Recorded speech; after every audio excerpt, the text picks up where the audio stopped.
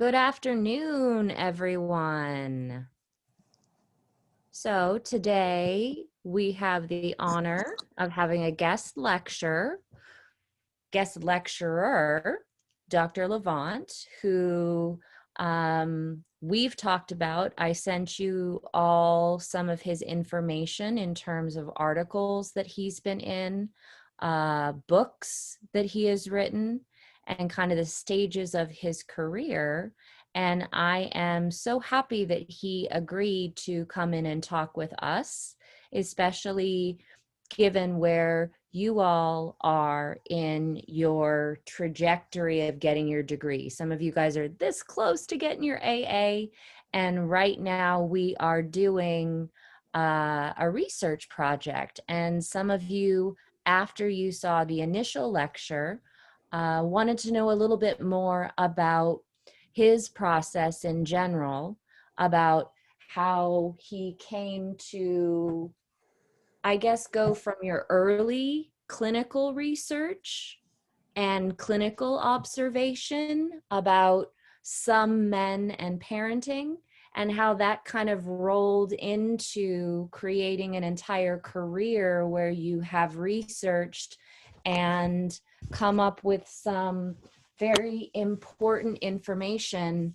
to share with everyone. So I'm going to turn it over to Dr. Levant so he can introduce himself and pick the things that he would like to share about his journey to where he is today. So Dr. Okay. Levant, welcome. Thank you. Thank you, Professor Pavlik. So my name is Ron Levant. I'm originally from Los Angeles, and I attended Los Angeles City College from 1960 to 1961. I was had really a pretty awful academic record prior to going to LACC, and I really wasn't interested in academics. And I met some faculty there who engaged me in kind of the joy of learning. And after spending a year and a half at LACC, I was able to transfer to Cal, which is a big jump. And I graduated from Berkeley, went to Harvard for my doctorate in clinical psych, and later on earned a Master of Business Administration, which helped me in my academic leadership role when I took on a succession of 2 deanships. So that's kind of my biography in brief, but you had asked about how I got started in the psychology of men. Yeah. And it started, I'll make this point to your students because I think it's important to know that most psychological research is me-search, by which I mean it has something to do with something that's important to you as a person. Because you have to kind of have a driving interest to conduct 45 years worth of research. It's got to be significant to you. It can't be something, I'm just curious to see what would happen. And research is hard. There are a lot of blind alleys and dead ends and obstacles, and not everything that you want to study pans out the way you hope it will. So you need that kind of intrinsic motivation. That is, you're interested in studying it because you're interested in understanding something in your own life better and in the lives of people you know. So in my case, this was very true. I was a divorced, semi-custodial father of a pre-teenage daughter, by which I mean my ex-wife and my daughter lived in New York, and I lived in Boston, the Boston area, and I would visit her on the weekends, and she would live with me for the summers. And at the same time, I was a graduate student, then I was a young assistant professor at Boston University who held himself out to the world as an expert on the family. as I taught the family psychology sequence, and I was doing research on parenting, parent training. In my personal life, I considered myself pretty much a failure as a father. There were so many interactions between Karen and myself that just didn't go well. But I was also raised as a traditional man. I grew up in a working class city, Southgate. I'm sure you all know where that is. With my father, had an 8th grade education, and he was an immigrant. And the aspiration of most of my friends, most of whose fathers worked in one of the 2 factories in town, Firestone and General Motors, their highest aspirations was to become a tradesman. And my father learned a trade in the Navy. He was a printer, pressman, and he eventually became a small businessman, owned a small printing shop. But I had sort of working class values. I was interested in football, beer, and girls, in that order. And so I was really not oriented, toward this, but I had working class values. And so I approached my parenting failures or perceived failures, taking kind of hello? Sorry, guys. Remember to mute yourself if you come in, please. Basically, I responded to my perceived failures by stuffing them down and sucking it up and just continuing forward, but never once admitting to my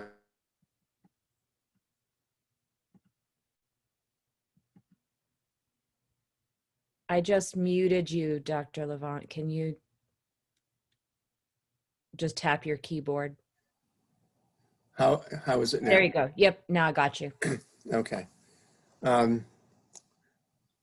Did you hear the part about Kramer versus Kramer? No. No, okay. All right. So I was saying I basically, really didn't try to deal psychologically with my sense of inadequacy as a father, and just kind of wouldn't admit there was a problem and just kept on going until I saw this movie, Kramer versus Kramer. And your audience probably has no idea what it is, but it was Dustin Hoffman and Meryl Streep playing a divorcing couple in 1979, which was, kind of the the high point of the divorce revolution, which occurred from 65 to mid 80s. Yep. Where people were suddenly getting divorced in the droves. And by the way, 2/3 of divorces in that period were initiated by the wives, largely because women had gained the ability to become financially independent of their husbands, but back to the work in the 50s and 60s. And they were just tired of a bad deal. So anyway, they were portraying a divorcing couple, and true to that time, Mrs. Kramer was going off to California to quote unquote find herself. That was kind of a thing back then. If you needed to find yourself, go to California and find yourself among the hippies. And left the 8-year-old son with Mr. Kramer, who was, kind of about as bad as I saw myself being as a father. And then from that, I sort of had a slow moving epiphany. It slowly dawned on me that maybe the problem wasn't that Ron Levant was such a failure as a father, but he was part of a generation of men who were never oriented toward or prepared for a hands-on parenting role. Yeah. I was a baby boomer. I'm basically, the last thing my parents would ever consider is having me babysit my little brother. It just was not part of the zeitgeist or the way people thought about boys, Yeah. So I then asked the question, okay, and this was also around the time that fathers in hands-on roles were becoming more visible. You could see fathers in Harvard Square with infants in snuggly packs or pushing strollers. Mhm. And, men were kind of stepping up a little bit in terms of their assumption of parenting roles. So I began wondering, well, what is there to prepare men if we're going to take on a role like that of a mother, namely just being a parent, like getting the children up in the morning, getting them dressed and fed and off to daycare or school. Mhm. Means that you've got to think about grocery shopping, you've got to think about laundry, kind of plugs you into the heart of the family. Or so Yeah. if men are going to do that, and they were trained like I was, that the man's role is to be basically the good provider and the chief disciplinarian, what is there to help men transition? And I did a literature review, being an academic, and I found that most of the reviews of literature on parent training programs never specified whether the parenting group that they studied even had men in them. So with a graduate student of mine, Greg Doyle, who was also my running partner, we were into marathon running and things of that nature. We cooked up a scheme to create a course for fathers. We called it the Fatherhood Course.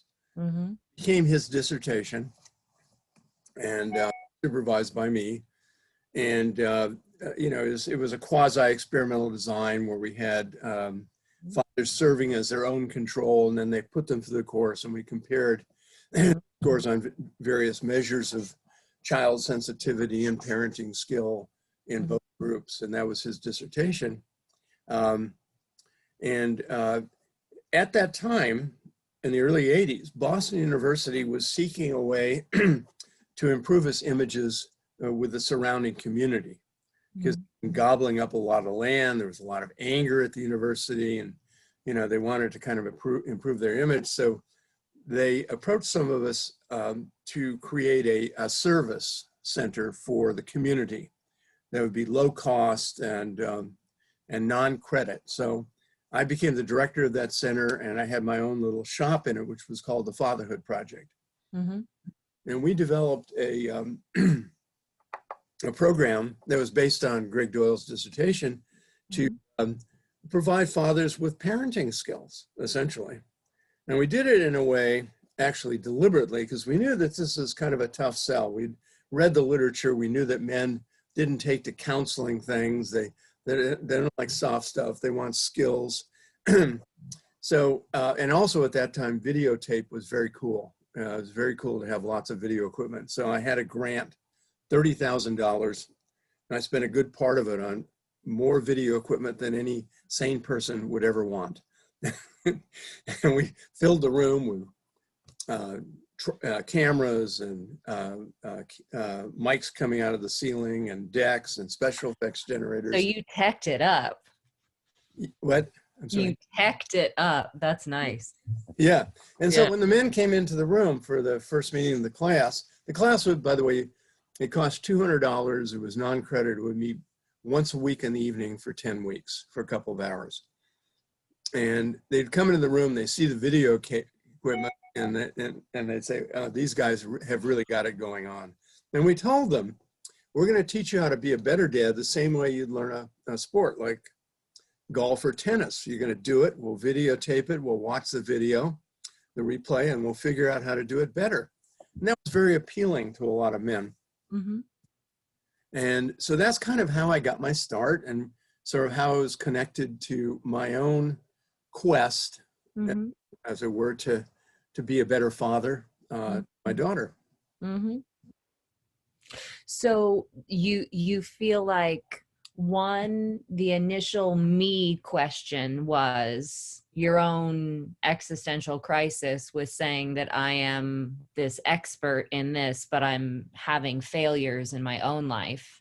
Yes. Figuring out what the literature says, finding a hole in it, and then finding a partner or someone who is interested in the same thing and utilizing measures or tools that are out there to help you identify that group who you could actually do an experiment with and try and help them be better fathers.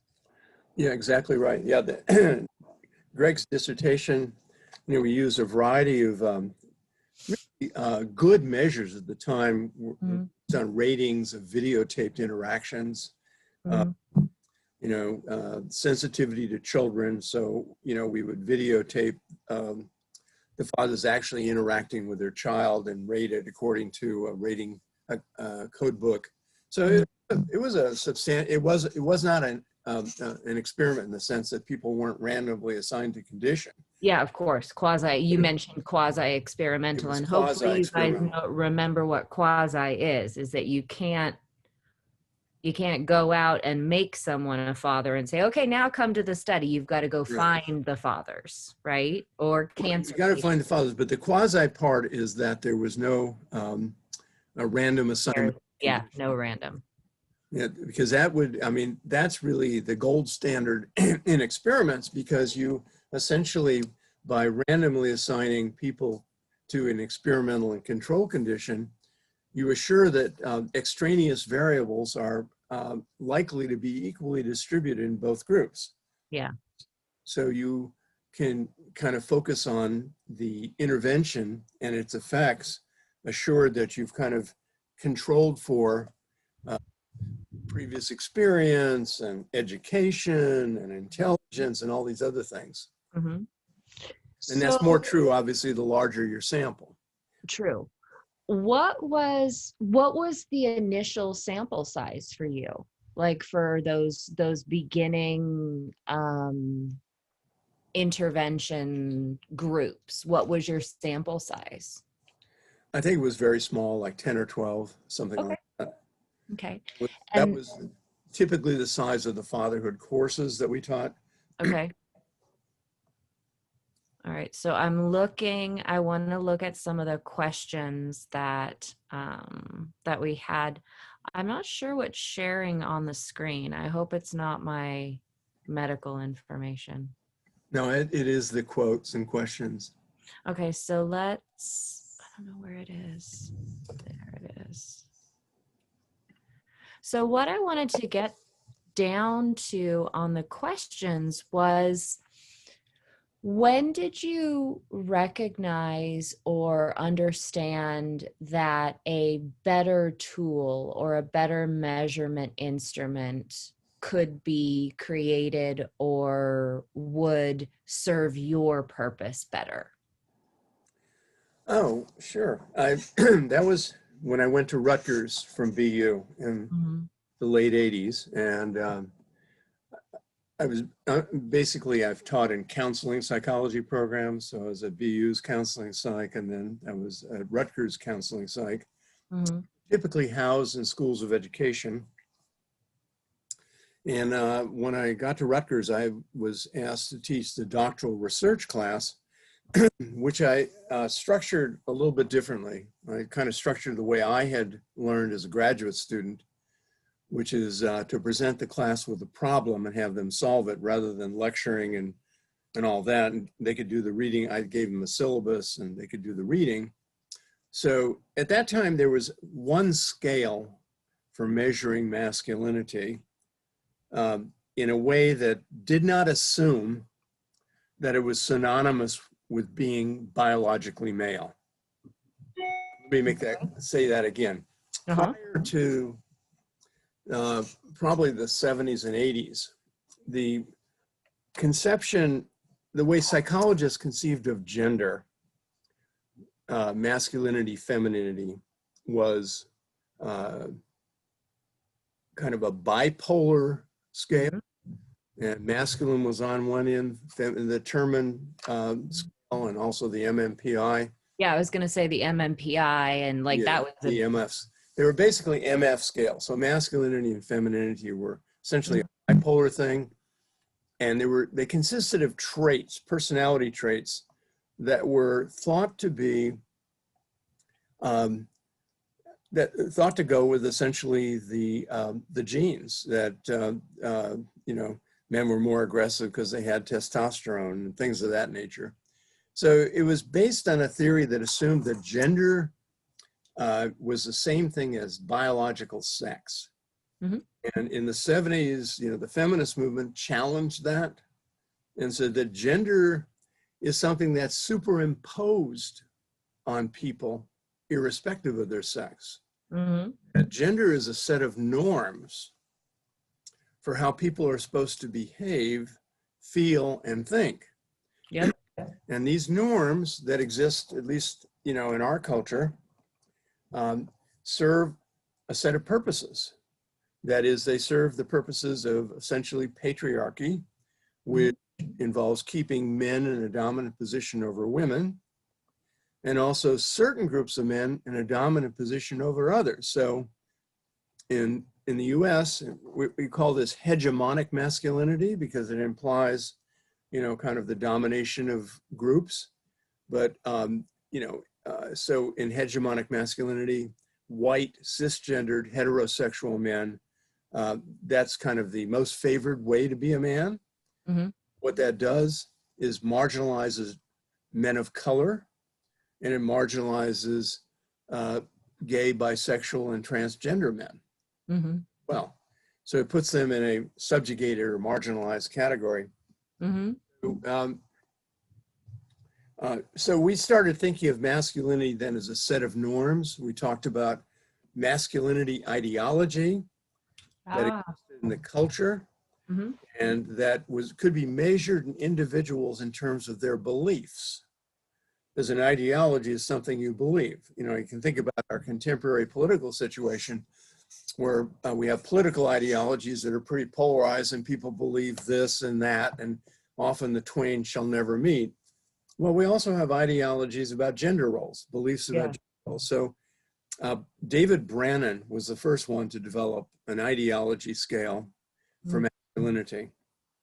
And it's called the Brannon Masculinity Scale. It was horrendously long and had extremely poor psychometric qualities.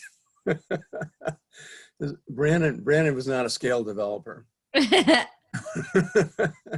And I wasn't at the time, but I became one. I mean, as a matter of fact, when I took my graduate education, structural equation modeling hadn't even been invented yet. So I had to learn that later.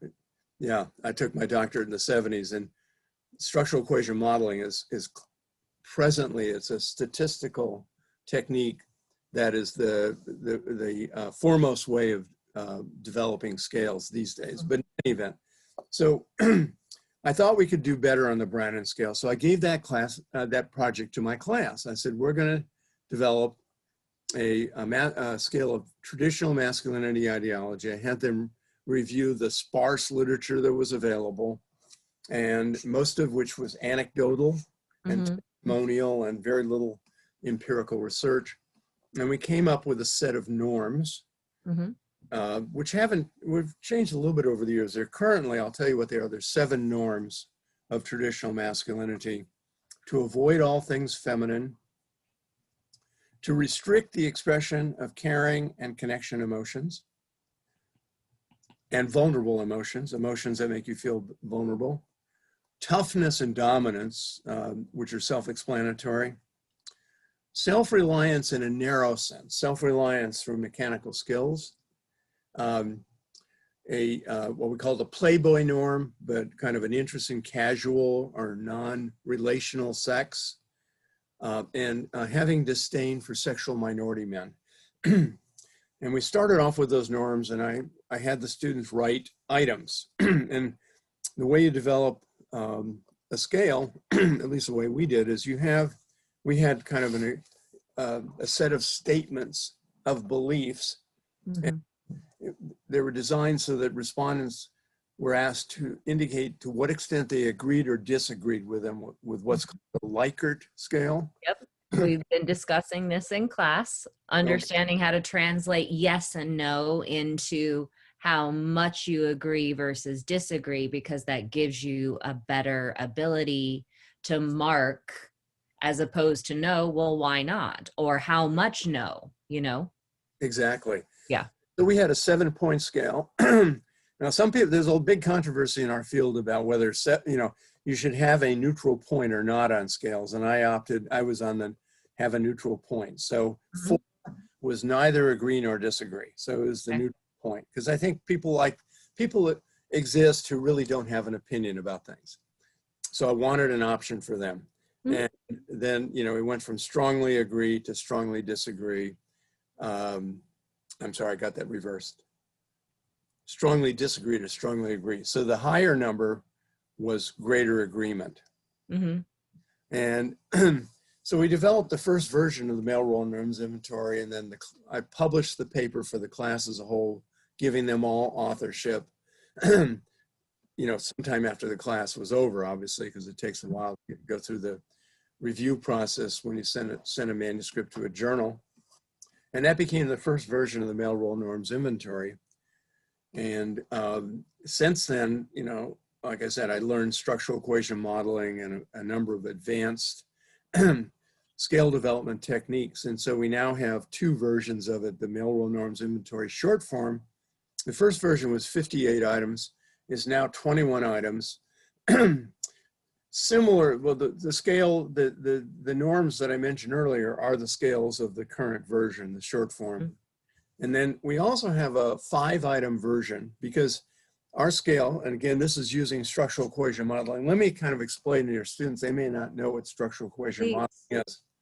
With structural equation modeling, most statistics follow what's called a general linear model, in which basically you perform operations on observed variables.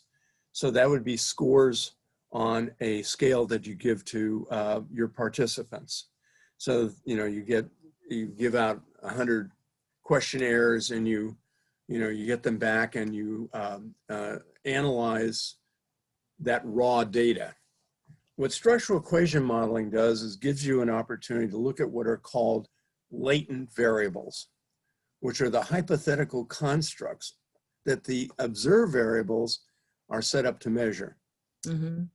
Each one of my scales, like avoidance of femininity on the short form, there are 3 items.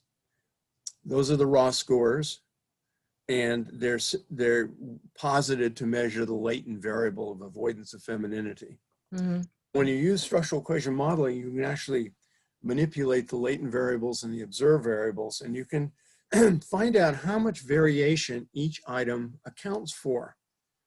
And so one big question is, a lot of people, when you have a multi-dimensional scale like ours with seven dimensions or 7 Right. scales, would like to use a total scale score because it's easier. Mhm. Well, you don't know if you can use a total scale score, because you don't know if the items on your, in this case, my 21 items, actually contribute any variance to a general score. Exactly. And the only way you can know that is by essentially modeling it in 3 ways: as a Yeah. factor model, a hierarchical model, or a unidimensional model. And I'll explain each one of these.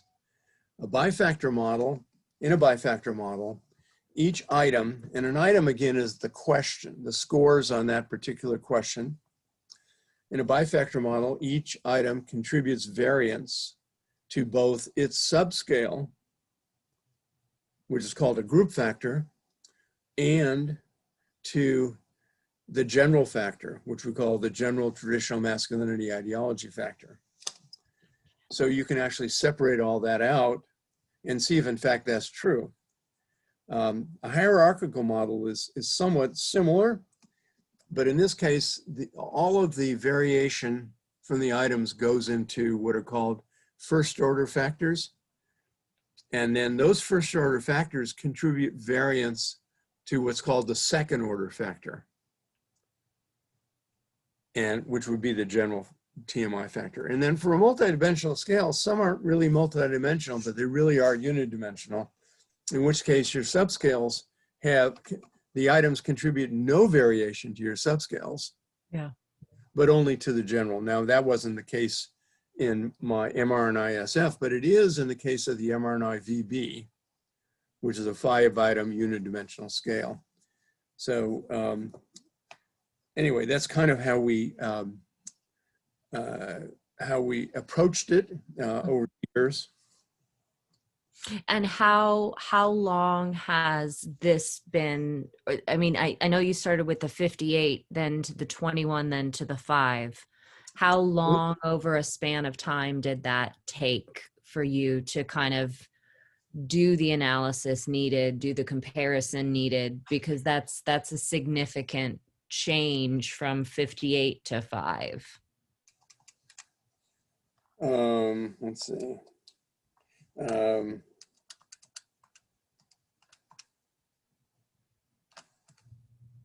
31 years.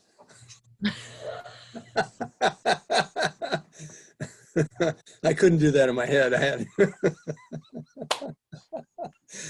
So older than some of my students is what you're saying. Yeah. So were there, I guess a question that might be helpful for my students to, was it perfect the first time? Was it No. easy the first time? Was it how many revisions? Just in a ballpark, like over 31 years, you definitely were changing things, revising things, needing input from other people. Like who were your who supported you in that? No. Because you were at several different institutions, Yes. right? Yes. Yeah. I started off at Boston University. I was at Rutgers for a short time. Then I was at Harvard Medical School. Mm-hmm. And then I was at Nova Southeastern University. And then I wound up at the University of Akron. Mm-hmm. So yeah, I've traveled a good bit in my career. At Nova Southeastern, I went as a dean, and the same thing at the University of Akron. And at Nova, I was the dean of a graduate school of psychology, right up my alley, since I knew Yeah. psychology back of my hand. And I thought I'd continue in academic leadership, and the next logical place was to become, if you're thinking dean, provost, president, the next logical place would be the dean of a college of arts and sciences. And that was a big mistake because I knew one of 19 departments, Oh and my gosh. I knew very little about the others. And I also took a deanship just after the university had signed a union contract with the faculty. Mm-hmm. And once that happens, you enter a period called implementation. Oh, The faculty have to rewrite their retention, tenure, and promotion guidelines. Now, every department, as you probably are aware, has this RTP, we call them RTP guidelines. I'm yeah. sure you have them at LACC. Yeah. You know, what is a person, you have to spell out what does a person need to do, if they're provisional to be retained, Yep. how do they get tenure, all these kind of things. So, and it's obviously different for each discipline. Every discipline has its own unique qualities. There are book disciplines, there are journal article disciplines, there are science disciplines. So 19 departments had to rewrite their RTP and also merit and distinguished professor guidelines in a situation in which the atmosphere between faculty and central administration, I think it's an understatement to call it hostile. Yeah, that's true. It was vicious. So as a dean, I was the middle manager, trying to negotiate between the faculty and central administration.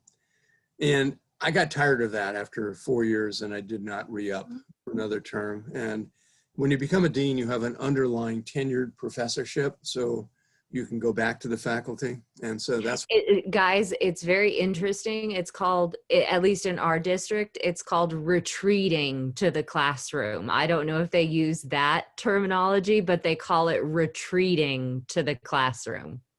I haven't heard that. Yep. I actually felt it was like going home, Right. you know, to people who I understood and who understood me, and Yeah. who we spoke the same language. And at that point, I was given a semester sabbatical before I started as a professor. So I audited a doctoral course in structural equation modeling and also a related statistical technique called hierarchical linear modeling to kind of beef up my statistical skills. And I was so glad I did, because it really helped me take the mRNA to new levels. And then I developed like 15 different scales, and then I've also worked on other people's scales. So if people go out to my website, you can, drronaldlevant.com. I sent them the link to that. Pardon? I sent my students the link Oh, to that so they thank can you. where should they poke around? Well, at the start, they might be interested in taking the Melrose Norms inventory short form, and it'll actually give you a report on your scores. So you can Okay. and you'll get emailed a report. By the way, masculinity ideology isn't something that only men have. People of any gender have beliefs about how men ought to think, feel, and behave. Mm-hmm. And so your women students are certainly welcome to take it, and it'll give them some information as to how they think, what they believe about how men should be, and it'll interpret their scores on the test. But you can start there. You can poke around on the different scales, and if any of your students are doing research, I have a way for them to request permission to use any of my scales. It's just, they're free, but you just have to fill out a form and send it to me by email. Okay. And then I send you the form, send you the scale and scoring. Very interesting. 15 So scales. I'm really curious. So there was I want to see if I can find how to get it to share on my window. So let's do a new share.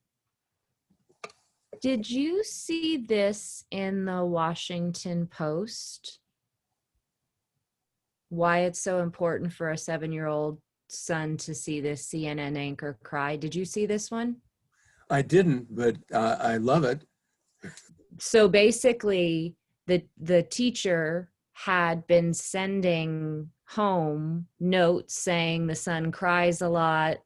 It wasn't about academics. It wasn't about his performance, but as a parent, I see that there are more articles, more information, more questioning of rounding out or softening out, enhancing someone's emotional palette. And so this kind of caught me the other day and reminded me of some of the work that you did, which kind of leads me into one of my students' questions about alexithymia. Okay. The question was, and I believe we're on the discussion.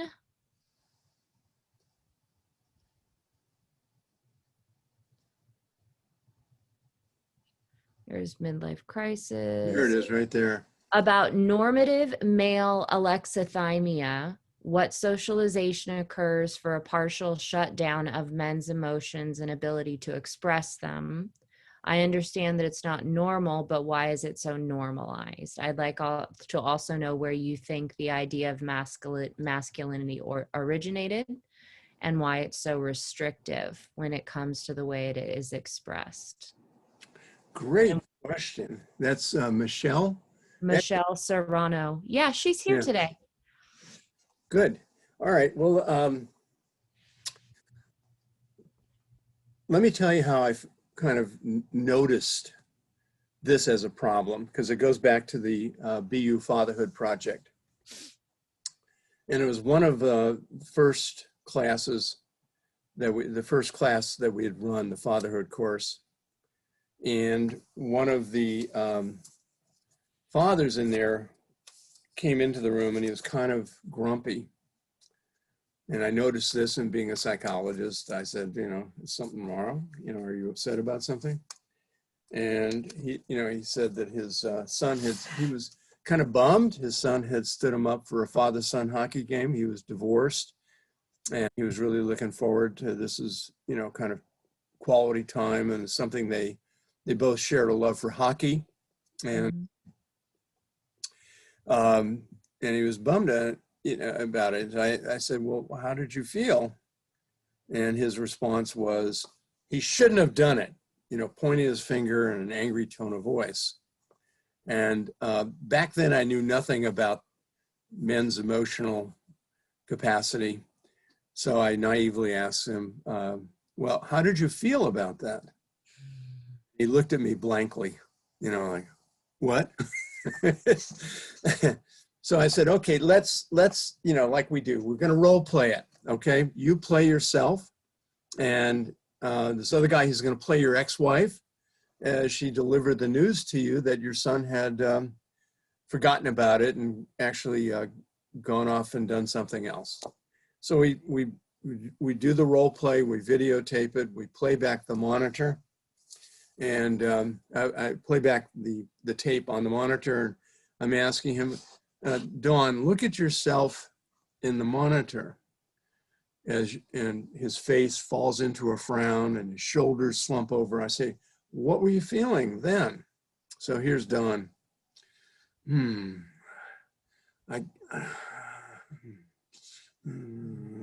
I guess I was feeling disappointed. And I thought to myself, I guess I was feeling disappointed with this much coaching. And I asked myself, how might a mother feel in an analogous situation like her daughter standing up for a shopping date? And in mental machinations, I imagine the mother would say, well, at first I was surprised. It's not like her to act that way. I was hurt that she acted with so little regard for my feelings. Then I kind of got worried that maybe she was upset with me and this is her way of telling me. And then I was disappointed and annoyed because I built my whole day around this, and now it's ruined. So I guess I was disappointed compared to surprised, hurt, worried, disappointed, annoyed. What's going on here? And I didn't take it that women are more emotional by nature, which is what, when I went back to my colleagues to ask them what they thought, that's what they gave me. I said, no, I don't buy that. Now, my doctoral training, I kind of focused on child clinical psych. I was in a program in clinical psych, and I did my internship at a child guidance center. So I had to read a fair amount of developmental psych as part of my training. And so I was aware that there was a specialty in developmental psych called emotion socialization. And are you aware of that? No. Oh, it's a very interesting area. It was very big in the 80s and early 90s. And it was basically looking at gender role emotion socialization. How are boys and girls socialized? Express or not express certain categories of emotions. So I'll give you a very short version of what I found. Boys start out more emotionally expressive than girls. That is, as neonates. Hours after birth, neonatal boys are judged by judges, typically psychologists, to be more emotionally expressive than girls. Now, neonates don't do much but cry or sleep. That's all they do. But this difference held up through 1 year of age. And the kind of studies that were back then, it used to have fabulous funding where they would put video cameras in people's homes and then use coding books to score the interactions. I mean, back then it was like, I don't know where we don't have funding for that kind of study these days, but they did a lot of it. And so they found that, at 6 months and 1 year, children are expressing a wider range of emotions, and little boys, they express the full palette more than girls. They were more emotionally expressive on, in terms of expressing happiness and contentedness and fear and sadness and all the whole palette of emotions. But then by 2, girls become more verbally expressive than boys. They use more emotion words than boys. Boys' emotional expression, their verbal expression of emotion starts to decrease. And then between 4 and 6, something very interesting happens. This was a study where mothers of 4 to 6-year-old children, boys and girls, were brought to the lab with their child. The child was in one room and the mother was in another room. And the child was shown emotionally stimulating slides. And the mother's job was to figure out what emotional slide was shown to her son by watching the child in the monitor. So we're looking at facial expressivity, right? Can a mother read their child's face to see what they're feeling as a result of being stimulated by a slide? At years of age, mothers were equally accurate with sons and daughters. But by the age of 6, there were very significant differences between sons and daughters. And what was going on was a son's, and this was a cross-sectional, not a longitudinal study, so we can't infer causation. Yeah. Limitations, I say this to your students, when you have to make these compromises in research. You can never do the perfect study. It's just impossible. But you have to make these compromises. So we do cross-sectional studies to see how 4-year-olds are different from 6-year-olds or 5-year-olds and so on. So we found, that 6-year-old boys were less facially expressive than 5-year-olds, were less facially expressive than 4-year-olds and so on. So, what's happening to children between 4 and 6? They're in preschool and school. They are being socialized by their peers who are policing their behavior. Yeah. They're punishing boys who show too much emotion. And what main emotion boys can't show, it goes back to your slide. Yeah. Tears, right? Yeah. Can't cry. Boys don't cry. If you don't stop crying, I'll give you something to cry about. I hear these words, I've heard these words, and this is unfortunately how we socialize our sons. Yeah. I as I said, I was trained as kind of a child clinician, which meant I would often meet with do play therapy with a child and meet with the parents.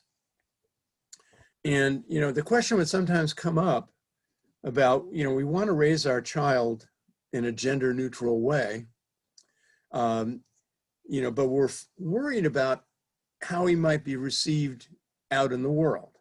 Right. And so I'd say, well, you're right to be concerned, but, there are people who probably think boys shouldn't cry, but you can inoculate your child by having some conversations with him along these lines that, in our house, we think it's okay for boys to cry. Because after all, boys and girls both have tear ducts, and crying, as we know, relieves sadness. It makes you feel better if you're sad. So it's fine to cry, but not everybody agrees. So you have to be aware of who you're around. Because if people think boys can't cry, then they might get mad at you. Yeah. So you kind of explain it in child language. Yeah. Help the parent, help the child. But I basically, kind of after doing the lit review of the emotion socialization, put forward my theory of normative male alexithymia. And word normative refers to social norms. Yeah. That, it's masculinity norms. It's not that it's normal. That was part of the question. Yeah. It's not that it's normal. Unfortunately, it is statistically prevalent. We did a meta-analysis. Do your students know what a meta-analysis is? they've read about it and we've talked about it. Not sure if they remember because they've got a lot stuffed in their head, but meta-analysis they have heard before. So Okay, so meta-analysis is where you take a bunch of studies and you statistically aggregate their scores and you compute what's called an effect size. That is, in this case, if you're doing group comparisons like men versus women, then you're looking at the mean differences between the two groups. That's called a group difference. And you want to see if that group difference over all your studies is significant. And we did the meta-analysis of gender differences in alexithymia. We found that that it was indeed a significant difference. It was a small effect size, which, by the way, is true for almost all psychological sex differences.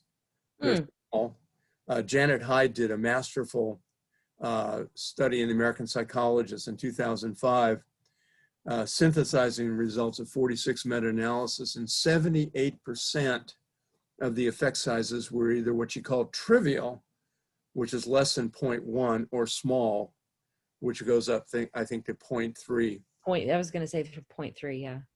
Pardon? I was going to say 0.3. Yeah. So, yeah. So most gender differences or sex differences in psychological characteristics are small. And what you have basically when you think about these sex differences is you've probably gone over a bell curve, right? Yep. So you have overlapping bell curves, you know, one for one sex and one for the other sex. And here I'm using male and female, and I'm obviously not talking about transgender, which is another whole dimension to the whole thing, and we can complex it, but just for simplicity's sake, because most of these studies were done before we really, you know, started thinking seriously about transgenderism, found very small mean differences between the two groups, and then overlapping, so that you had, let's say, a trait like aggressiveness. You had many women who scored higher than men. Mm-hmm. You have a trait like nurturance, which is typically considered a feminine trait. You have many men who score higher than women. So this whole notion that men are from Mars and women from Venus is just nonsense when you look at the actual statistical evidence that we are much more alike than we are different. Mm-hmm. You know, the stereotypes exaggerate our differences. Yeah. That was a wonderful answer. I think that whereas Mariella, did that answer your question? Yes, I'd say so. Yeah. Is there any follow-up that you wanted to ask after that, after you heard kind of Dr. Levant's explanation? No, I think it summed up very well. Thank you. Oh, Thank you, Dr. okay. Levant. Perfect. Thank you for the question. Yeah, Thank you. so let's pop up to Michael. You've done some clinical work, and Michael has been very interested in the class about kind of the ethical concerns about doing no harm and looking at unhealed childhood trauma, how that impacts narcissistic personality, and how that could potentially impact masculinity, and how you've observed those things interacting. And Michael, if I summarized that incorrectly, please correct me. No, it's pretty on point. Hi, Dr. Levant. I think really what my question is, sir, and welcome and thank you for joining us today. My question really is in regards to mental health concerning therapists, psychotherapists, anyone that is licensed in the mental health field that has unresolved childhood trauma themselves. And instead of, you know, them taking care of that prior to their education or during or before they become licensed, they project those things upon their clients, and the ethical issues and the do no harm is kind of thrown out of the window with basically abuse of power. And my question to you is, have you ever observed it? And if so, sir, how did you combat that? Or if so, what were the steps that you took, seeing maybe a colleague or a client that did go through that? Well, unfortunately, I have. And I observed this mostly in my role as a member of the American Psychological Association Board of Directors, which I served on for 12 years, including as president of APA. APA has an ethics code. It gets revised, every 10 years, something like that. And I think it's currently being revised. And one of the ethical standards is, avoiding dual relationships. Is, you can, and most specifically, the problem comes up in therapists or psychologists who have sex with their clients. And that's kind of the most severe form of a dual relationship. Now, some dual relationships are unavoidable in the sense that if you live in a rural or frontier area with a small population, it's unavoidable that your clients may also interact with you in other contexts in the community. Like you may be seeing the local pharmacist, for example, and then, there's only one pharmacist and it's a small community. So, and even in a big city, when I had my practice in Boston, I would occasionally run into my clients, and you kind of have to negotiate how you're going to interact when you see each other in public. I think the rule of thumb with those kinds of things is that be explicit, discuss it, listen to the client's input. But when it comes to these severe violations, as a member of the board of directors, the ethics committee of APA would investigate complaints. So if a client had been sexually abused, or in other ways abused by a therapist, they could file a complaint with the APA ethics office. They could also do so through the state licensing board and the state psychological association.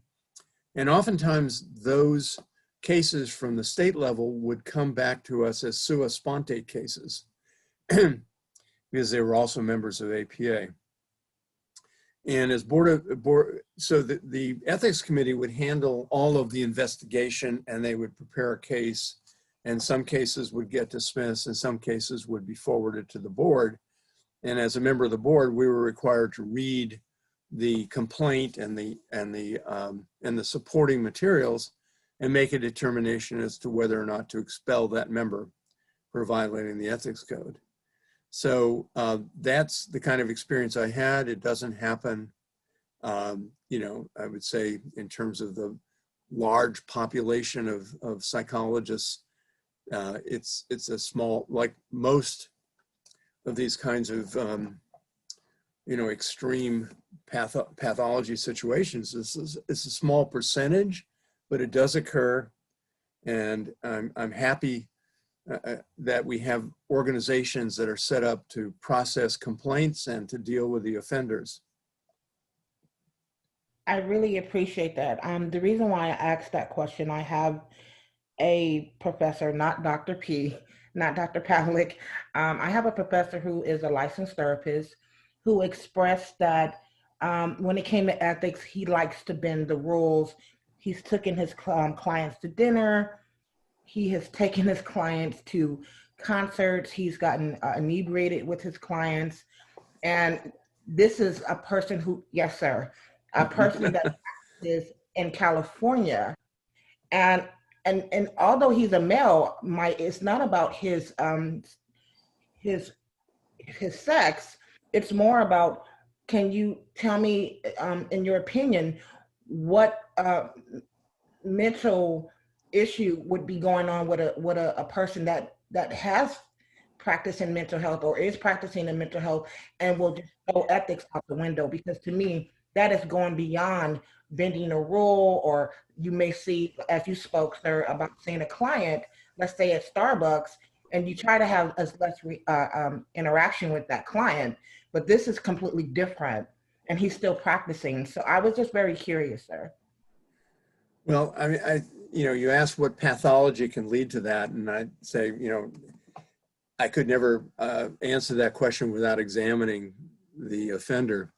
We really can't, by hearing a few details of a vignette, arrive at a diagnosis. Diagnosis is essentially an interpersonal process that involves a therapist, interviewing the client and perhaps administering some scales.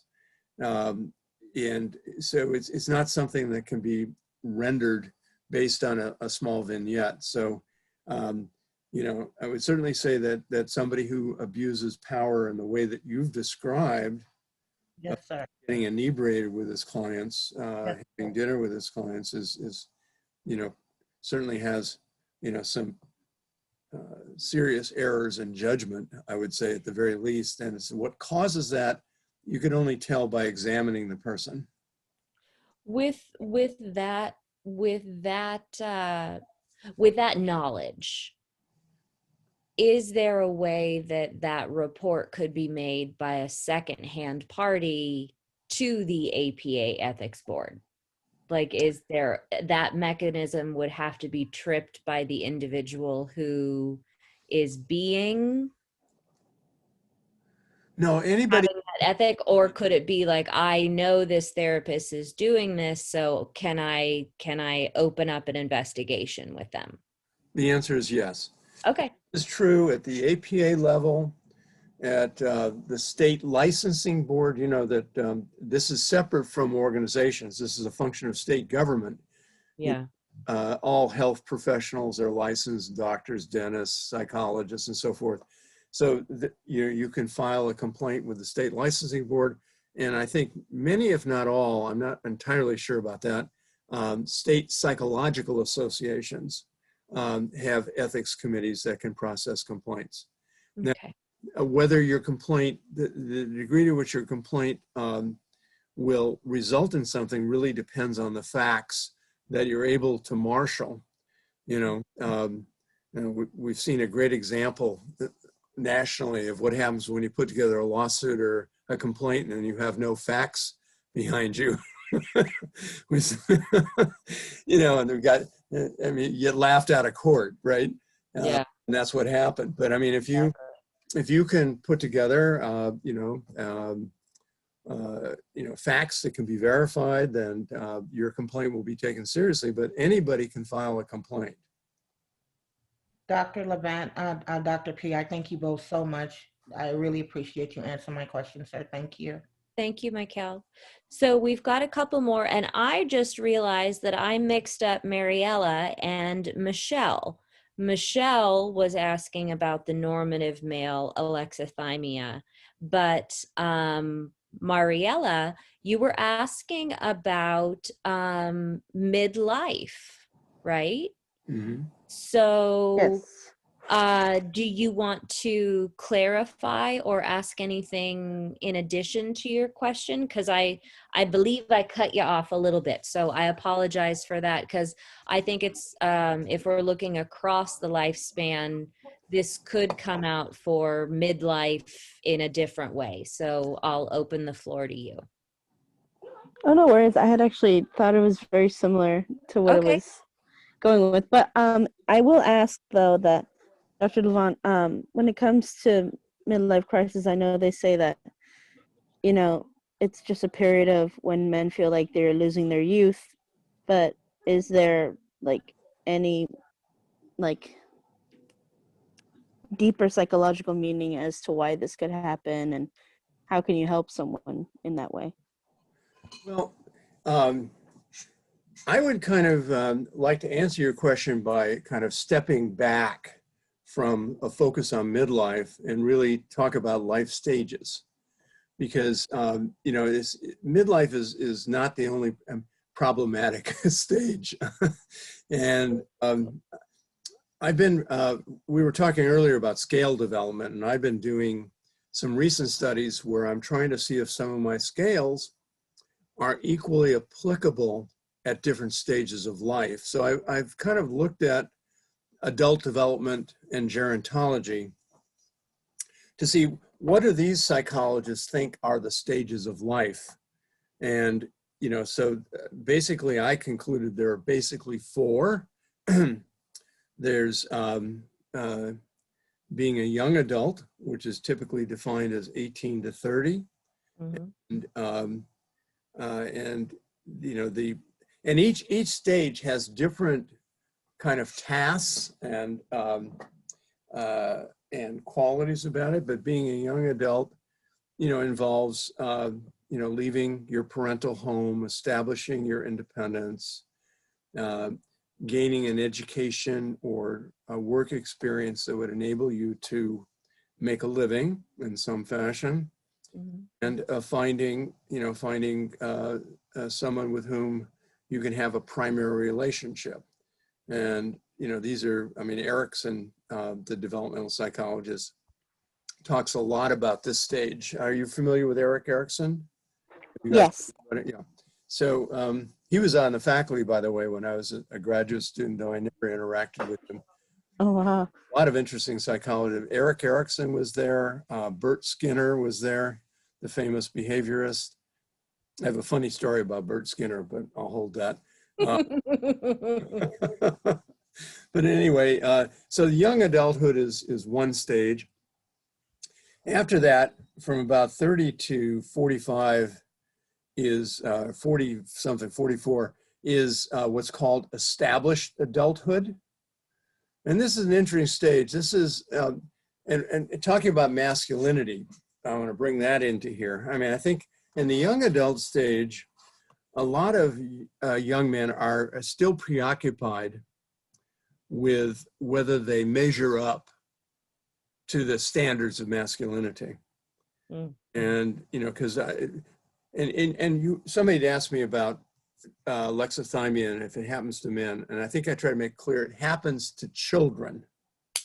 That, you know, the alexithymia, the seeds of alexithymia are sown in early childhood. So young adults, you know, as I said, this is an exploratory, experimental stage. You're trying to figure out what kind of person you are, who you want to live with, what kind of work you want to do, who you're going to be in the world. But then in an established adulthood, typically you have at least two of the four, two things. You have a primary relationship, a committed relationship, and a vocation. Mm-hmm. And those are kind of the foundation of your life. Now, those two things alone take up so much time that very few men have time to worry about being masculine. I mean, you know, my studies have shown this, that established adult men do not score very high on the MRNI, and older men as well. Young men tend to score higher, but established adult men, you know, when you got, you know, a partner, a job, maybe a mortgage, maybe children, you don't have time for this foolishness. Masculinity is tough, you know, to be, you know, unemotional and dominant and, you know, interested in sex all the time. That takes a lot of energy. And so established adulthood, you know, I think people lose some of this intensity around conforming to these masculine norms. After that comes the midlife stage, 45 to 60, 45 to 59. And, you know, you can fool around with the numbers, but it's kind of an approximate thing, and different people select different numbers, but it's that range. And this is, you know, kind of, you're there, so to speak. You've made it. You are who you're going to be, by and large. And the question that I think nags a lot, and it's not just men. I mean, I think it's all adults are, you know, the question that nags is this all there is? Yeah. You know, isn't there more to life? Have I done, you know, have I, it's this sense of not being able to be satisfied Yeah. that sort of permeates. And, you know, that stereotypes of the midlife crisis and the guy buying a red sports car and all that. That was on my original mRNA, which interestingly enough, I had translated into Mandarin way back, like in the 70s. And at that time, China wasn't the economic power that it was. So to have that question administered in China, we had to change it. Instead of buying a shiny red sports car, I was buying a shiny new bike. Oh, wow. The differences in standard. Cultural standards. Yeah, and Mhm. well, China then. So so anyway, midlife is this, you know, it's like the stage of second guessing, I would call it. Mm. You know, did I make the right choices? You know, and then older adults is the stage from 60 on, and you know, this is the stage that Erickson defined as the stage of generativity, where you know your interest is in helping the next generation. You know, I'm well into the old adult stage and I am retired, but I'm still doing research and I'm still working with students because I love it. And, you know, I at this point in my life, I don't care if I add another publication to my CV and if I get it to 41 pages or whatever, you know, it doesn't matter. So I frequently give away first authorship to my students, you know, and give them the opportunity because basically that's going to mean more to them than to me. I just enjoy doing the work.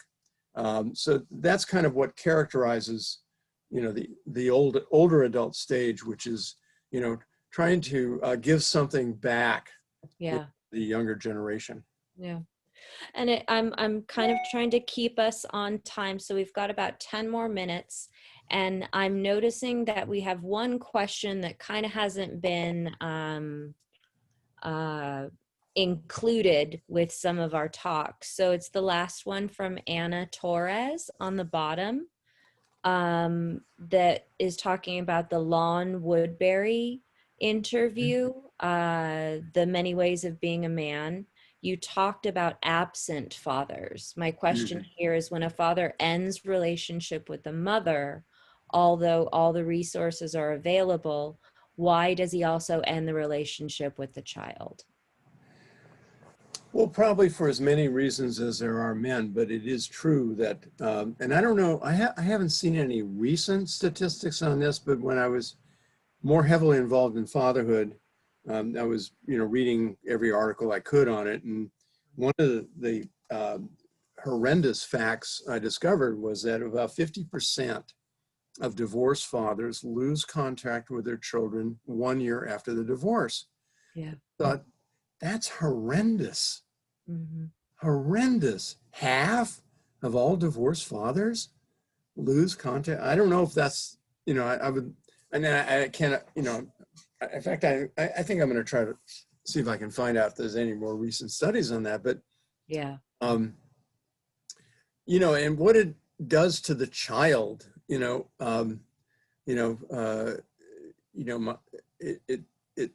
the psychological impact obviously is protean and depends on the child and the father, but and in some cases it could be beneficial if the father was abusive or an alcoholic or something of that nature.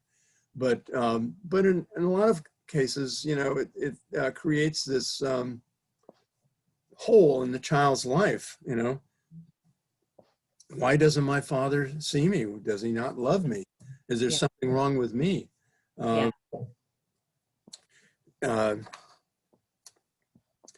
This whole thing about divorce got very politicized back in the 70s.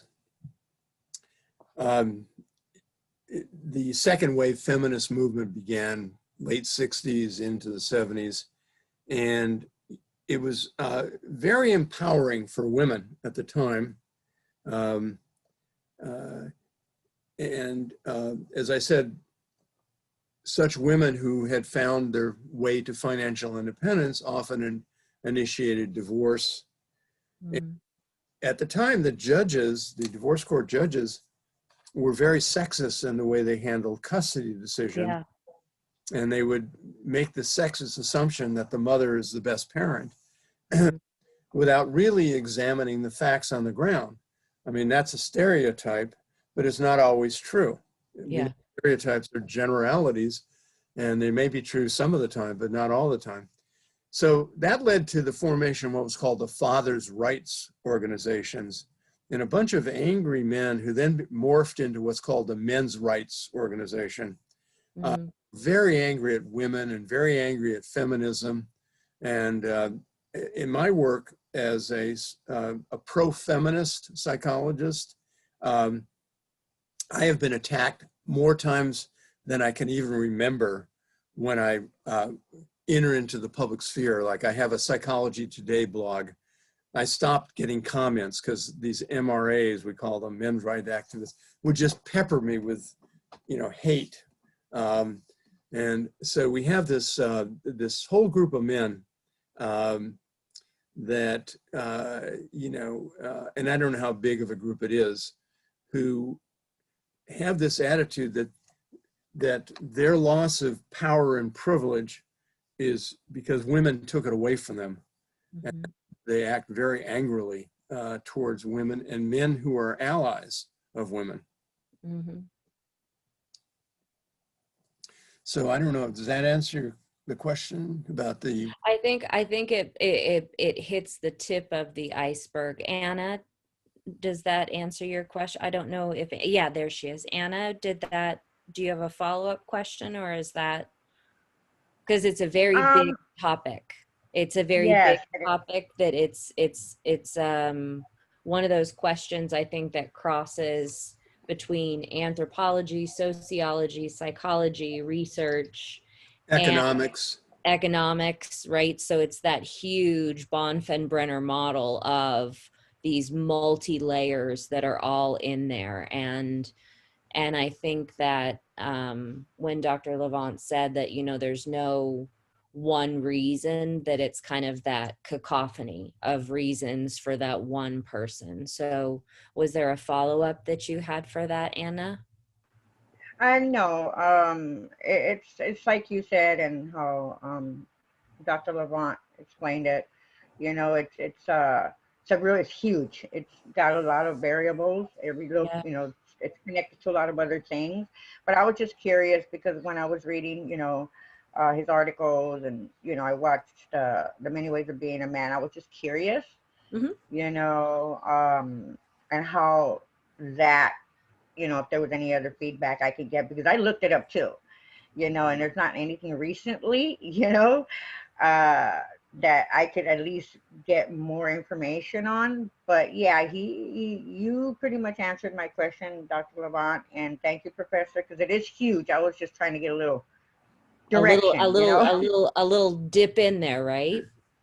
Right. Well, but it brings up a very important point. I tell my students, psychology is a study of a large number of variables, all of which have very small effects. Yeah. So the kind of the best answer you can give to almost any question of the nature that you've just posed, of why does this, why does that, is it depends. That it depends on the context and a bunch of other variables. Right. But one other thing I will say about sort of the absent father, there's a literature out there that has since been debunked. It grew up in the 80s, that views being a father in a very unique way. And again, it's a sexist and patriarchal way of viewing being a father. And it was called the essential father hypothesis. I don't know if you've heard of that, but it basically said that the father's role is unique in the family, and it's his job to ensure his son's masculinity and heterosexuality. Back in the day, before gay marriage became the law of the land, people were absolutely petrified about boys who exhibited effeminate behavior. I used to teach a class in group therapy at Boston U, and I would show this film called Activity Group Therapy for Boys. And it had 14 boys, and it was like play therapy, but it was for like teens, well, 11 to 15 or so. And it was like shop, they would do wood things and electrical things and what have you.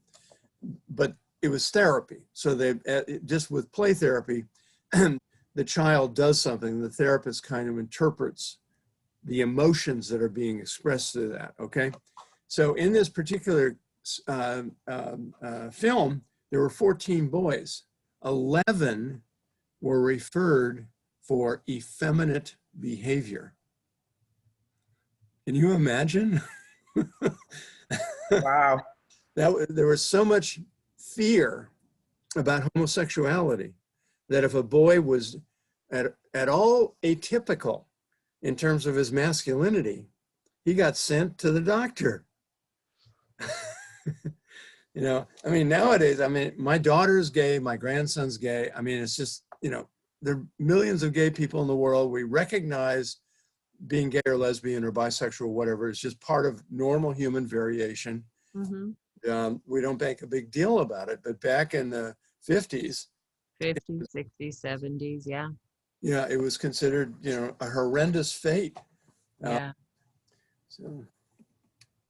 Well, I want to be a very good timekeeper. And so I want to thank Dr. Levant. Thank you for coming in and being a guest speaker for us. I hope that we can do this in coming semesters. You are a wealth of knowledge, and hopefully the class enjoyed your thoughts and your comments. So I am saying have a wonderful day. Do you have any closing comments or anything you'd like to share? Well, I was in your student's position.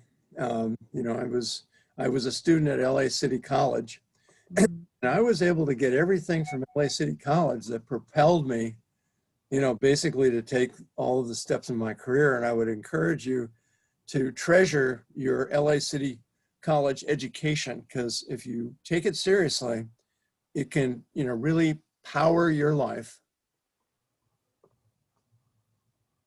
Thank you for that. I appreciate that so much. So I wish you guys a wonderful holiday, whatever that looks like for you. And get some rest and I put the surveys up online for my other students. So hopefully we have some data to play with next week. So thank you, Dr. Levant, and I wish you a beautiful afternoon. Thank you, Dr. Pavlik. Thank you, Dr. Levant. It was a Thank you, pleasure. Professor. Hi, Kevin. Thank you, guys. All right. Thank you, Dr. Have a good Levant. one. Thank you, Professor. You You guys all have a too. great holiday. Thank you. Okay. All right.